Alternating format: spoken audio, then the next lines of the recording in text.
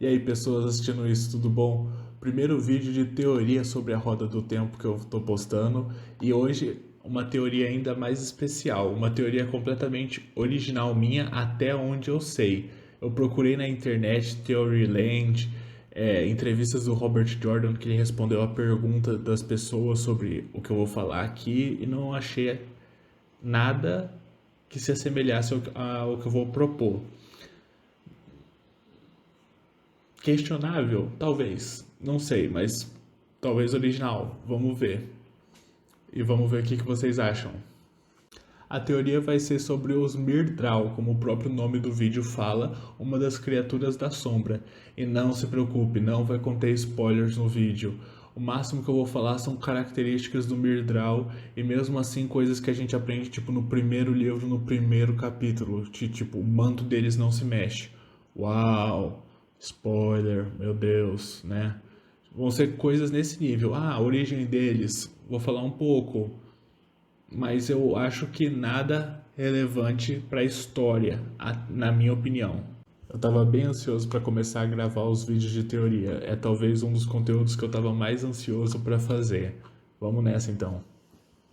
Começar. Vamos começar do começo então, né? Acho que é mais fácil. Durante a Era das Lendas, na Guerra da Sombra, a Sombra precisava de um exército. E Agenor, um dos abandonados, que era geneticista, biólogo, alguma coisa assim, eu acho que geneticista na Era das Lendas, criou os Trollocs, misturando o DNA de seres humanos e de animais. E existem Trollocs macho e Trollocs fêmea e eles se reproduzem, eles continuam a se reproduzir, né? Eles não precisam serem criados do zero, esses seres, serem incubados, né? Sei lá. E às vezes uma dessas crias de Trollocs acaba nascendo um Myrddraal. O Myrddraal é uma criação completamente acidental do Agenor, ele não estava procurando criar eles, foi realmente uma criação acidental, ele não esperava que isso fosse acontecer. Então, os Myrddraal são filhos de Trollocs e são uma criação acidental, não intencional do Agenor. E aí já começam os fatos interessantes.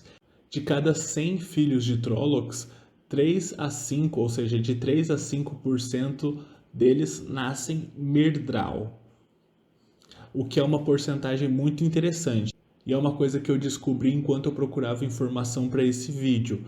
Tanto dessa porcentagem de 3 a 5% dos filhotes de Trollocs nascerem Myrddraal, quanto a relação disso com outra informação geral e que dá uma teoria interessante, mas não o objetivo principal desse vídeo.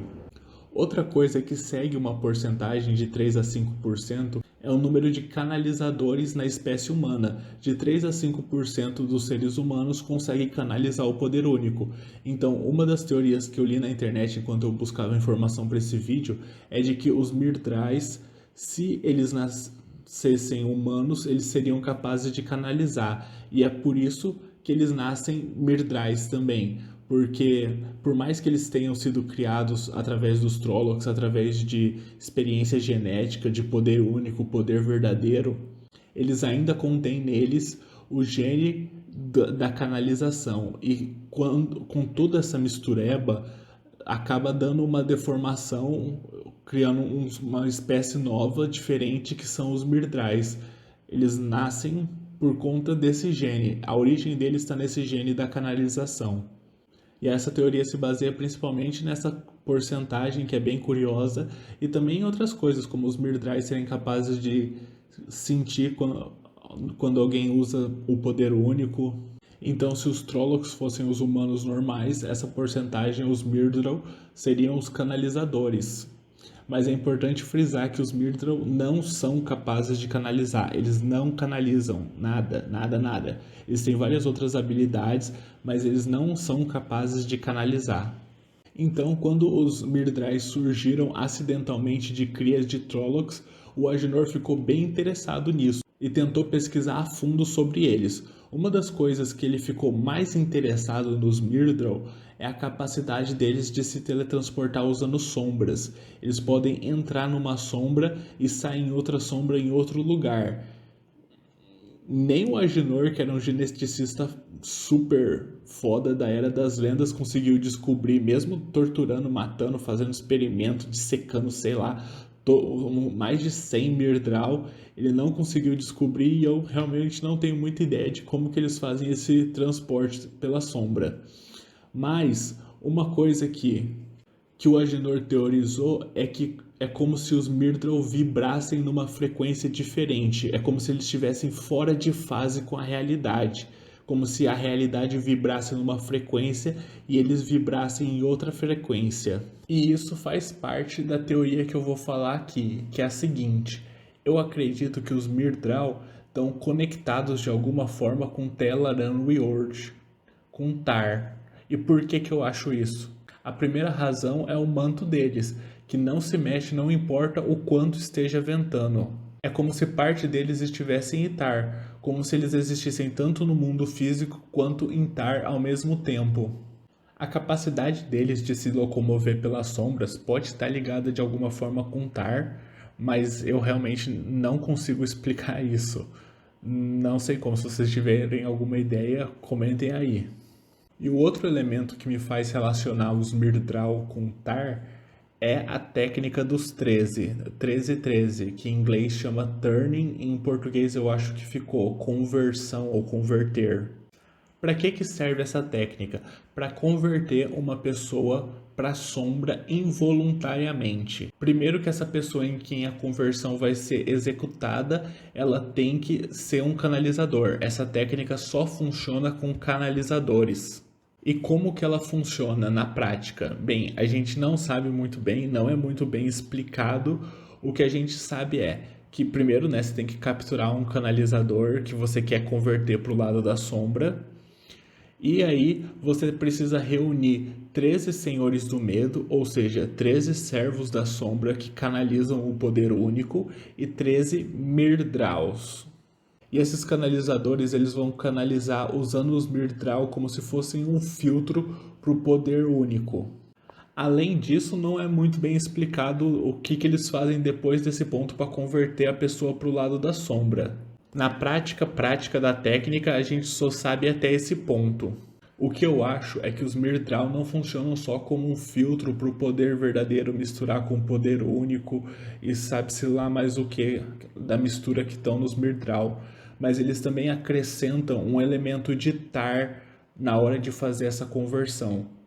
Quando você vai converter a pessoa, então, eu acho que é como se você exercesse a sua vontade sobre a vontade da pessoa.